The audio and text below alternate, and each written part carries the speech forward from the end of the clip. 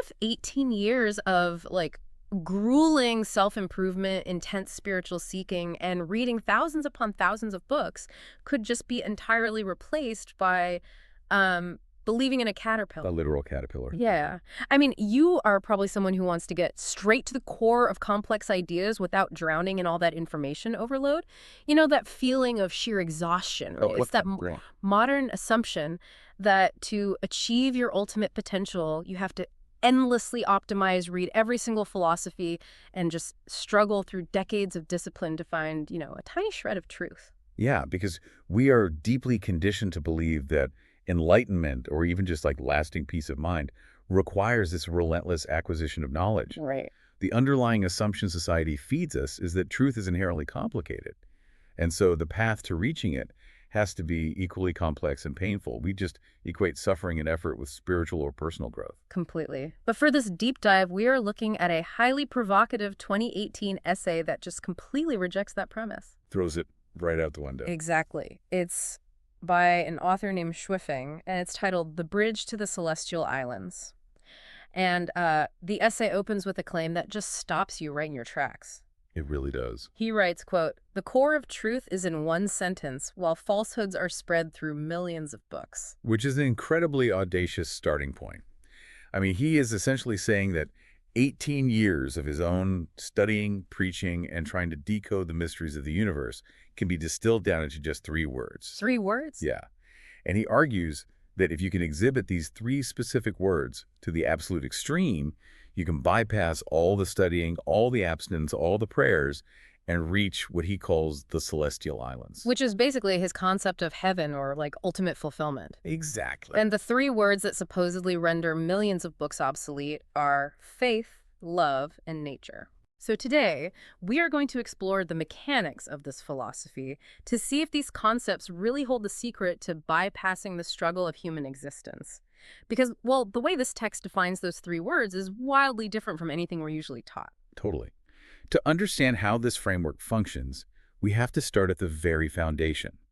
Because before we can interact with the physical universe or, relate to other human beings, we have to establish an internal baseline. Makes sense. According to Schifeng, the absolute most important first step in any person's life is solving the problem of faith. Okay, let's unpack this, because when we hear the word faith, we naturally default to a traditional religious context, right? Right, like a belief in a higher power or a specific dogma. Exactly. But this text defines faith strictly as a state of consciousness. It is a mentality that possesses absolutely zero doubts. None. Zero. Yeah, zero doubts about the truth, about things, or about people. And he claims that once you unlock this specific state of zero doubt, your entire reality changes. The road of life just becomes filled with happiness and freedom. He uses this really vivid imagery, right? Yeah.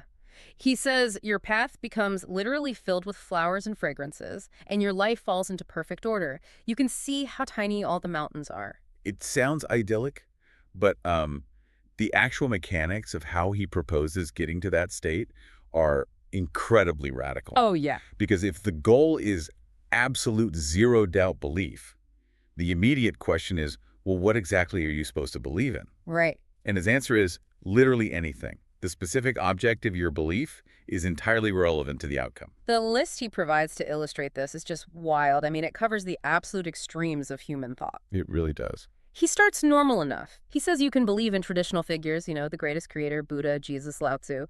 But then he completely pivots. Yeah, he took the hard left turn. He says you can believe in atheism, or the king of devils. You can believe in money, power, your boss, capitalism, or communism. And then he pushes it even further into the absurd. Right. He states you can believe in the sun, the water, tortoises, and caterpillars. You can even believe in outright lies or just everything whimsical. What's fascinating here is that the text completely divorces the concept of faith from objective truth or like any moral direction. Yeah, it really strips all of that away. It treats faith entirely as a mechanical tool for manifesting reality. It is just an engine. He writes, quote, "In short, whatever you believe in, you can achieve something. As long as you firmly believe and have no doubts, your wishes will be fulfilled." Wow. He even goes so far as to claim this is the literal secret to magical powers. He states that if you firmly believe you can turn a stone into gold or become a dragon, You can definitely do it. Okay, I have to push back on this a little bit, because at first glance, this just sounds like the ultimate cosmic placebo effect. Oh, for sure. If believing in a literal caterpillar on a leaf carries the exact same spiritual weight and like reality-bending power as believing in Jesus or the Tao, then faith has no inherent value system at all. None whatsoever. Right, so it isn't about what you are aiming your internal belief at. It is entirely about the intensity and the absolute purity of that belief. Exactly. The purity is the only operational metric in his framework. Think of it like a projector in a movie theater. Okay. The text is basically arguing that your mind is the projector lamp and your belief is the film. The universe does not care if you load a documentary about Buddha or, a cartoon about a caterpillar into the projector. That's a great analogy. The light shines through it exactly the same way to create your reality. But the moment you introduce doubt, you scratch the film. You distort the projection. And the text explicitly states believing with doubts is not believing. Right. It has to be absolute. And he describes the consequences of that doubt in incredibly physical terms. He says doubt brings flying sand and rocks, making the sky overcast with clouds. He gets really specific with the environmental effects. He does. He even claims that when doubt enters your mind, the chickens and dogs around you will become restless. I mean, that imagery of the restless animals is so crucial to understanding his point. He is arguing that your internal doubt creates a literal physical turbulence in your environment. It's not just in your head. Exactly. It isn't just a private psychological feeling. It's a disruption of the surrounding energy. Yep. He uses this highly relatable example of a husband and wife to ground this. Oh, right. If a husband starts doubting his wife, or vice versa, the entire environment sours. They become strange bedfellows, each with their own axe to grind. That internal seed of doubt bleeds outward, leading to uneasiness, quarreling, and ultimately a life of misery. So doubt is framed as the ultimate enemy of the Celestial Islands, That's spicy. which leads to a really extreme requirement. Yeah. If you have to maintain absolute unwavering belief to keep the chickens and dogs calm, the text argues you must completely stop using your own standards to test, judge, or examine whatever it is you've chosen to believe in. And as guides to this material, we really need to separate the underlying philosophical mechanic from the specific, frankly horrifying example he uses to illustrate this point. Absolutely. We need to be super clear here. Yeah, we are impartially reporting this content just to convey the author's radical, absolute detachment from moral judgment. Right. We are strictly not endorsing or taking a side on this viewpoint. 100%. Yeah. Because to prove how absolute this suspension of judgment must be, the author writes that if you believe your boss is a gentleman, you shouldn't be displeased or have doubts, even if your boss, quote, farts or molests a woman. This is just... We obviously completely reject that premise and any philosophy used to excuse that kind of behavior.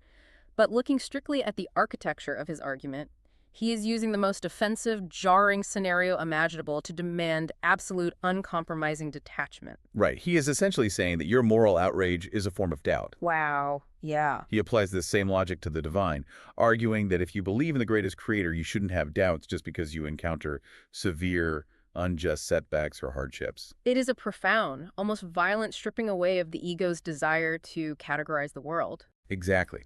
If you are constantly evaluating your beliefs based on new data or moral standards, you are trapped in cognition. You are thinking, not believing. And thinking ruins the projection. Right. By refusing to judge, even in the face of objective harm, you maintain what he calls the primitive magnetic field of your belief. You keep the projector running without scratching the film. Okay, so we have this completely insulated, almost fiercely detached internal state of faith. But that doesn't solve the problem of human interaction, right? Not at all. If faith operates in this complete vacuum of moral judgment, how does that translate to interacting with actual people? This leads directly into the author's radical redefinition of the second word, which is love.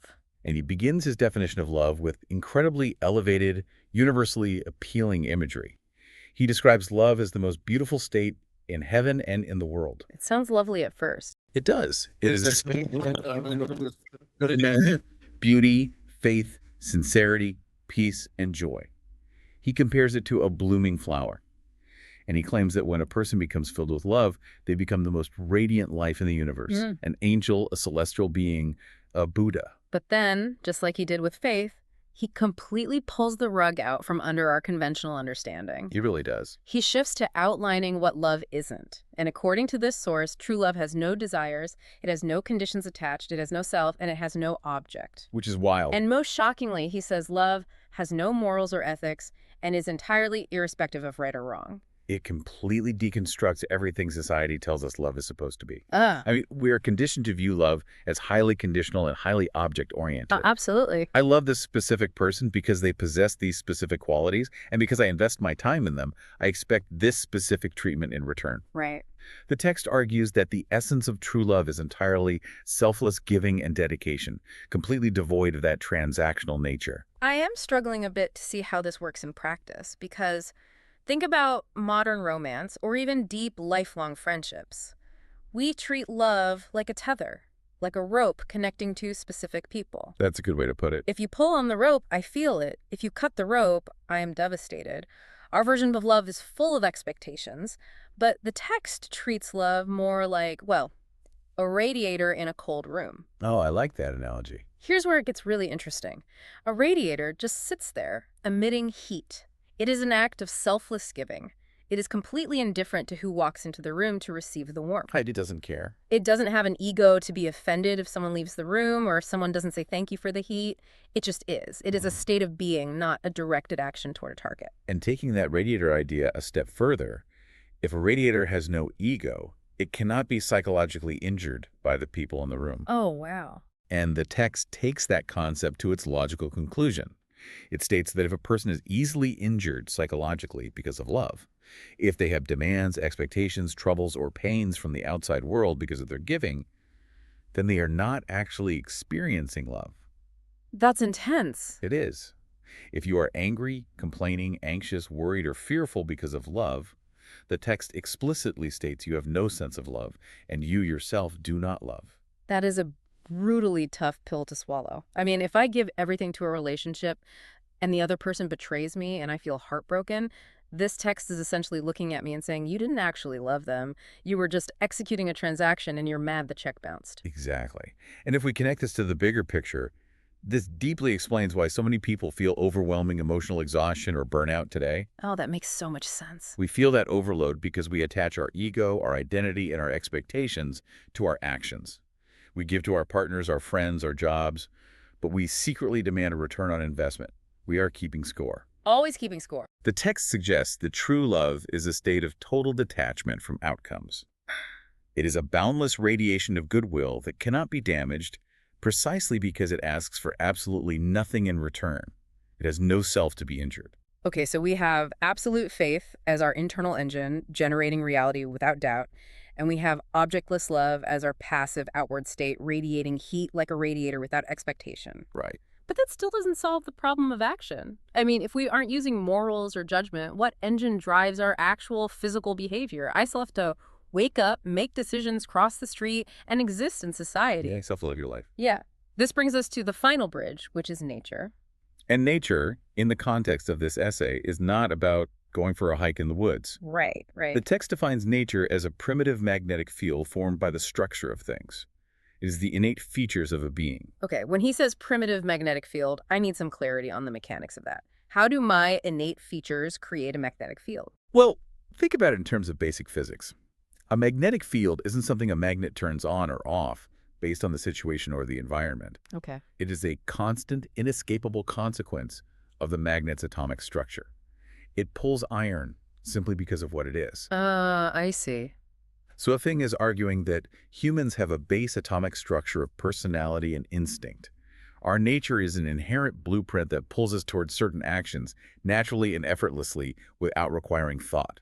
And just as he removed morality from faith and love, he removes it entirely from nature. He really leans into the duality to prove that point, doesn't he? He absolutely does. He says that nature is Buddha, it is a celestial being, it is an angel, and it is truth. But in the exact same breath, he says nature is equally the devil. Nature is a monster, a demon, and spirits. Right. Nature is simply innate. He uses the term tathagata, which in Buddhist philosophy often refers to the ultimate, unconditioned nature of reality. It means seeing things exactly as they are before the human mind applies any labels of good or bad. And this is where the practical application of his philosophy comes into play and where it clashes hardest with modern life. Oh, for sure. If your goal is to cross the bridge to the celestial islands, he says you must follow your nature, you must be one with the Tao. But the instruction on how to do that is a complete categorical rejection of everything we are taught in school or by society. Yeah, he writes, quote, "If you are following your nature, do not rely on your own cognition and thinking to analyze and judge, and do not weigh the pros and cons, but just live out your own Tathagata nature." He is explicitly telling the reader to abandon the intellect, to completely shut down the analytical mind. So what does this all mean for us? Because I have to hit pause here.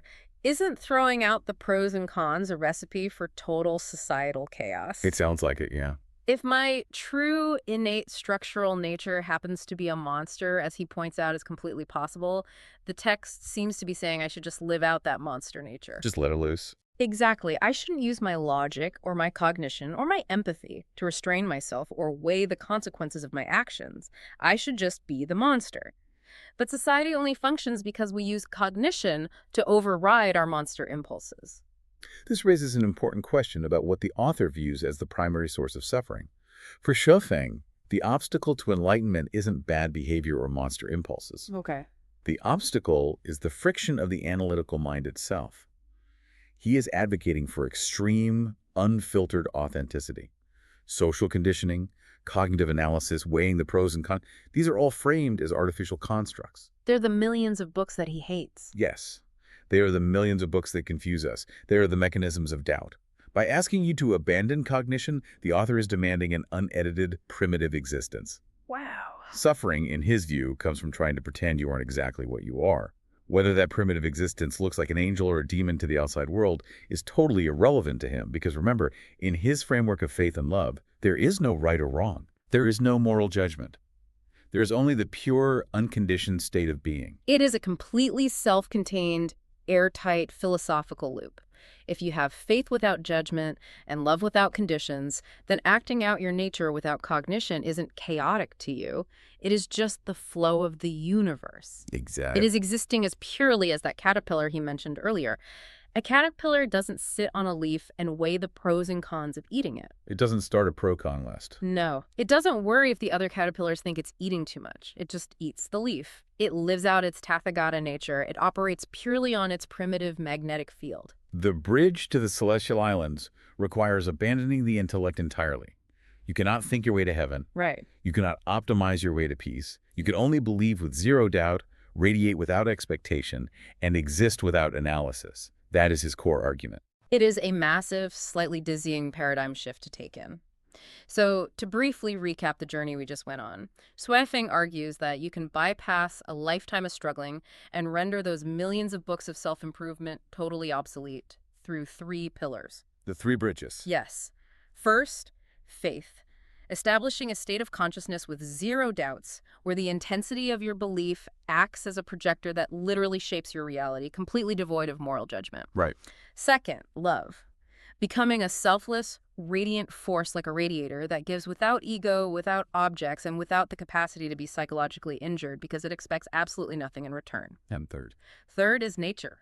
Abandoning all cognitive analysis, intellect, and societal conditioning to simply exist as your unedited, primitive self, driven by your inherent magnetic field, whether that self happens to be an angel or a monster.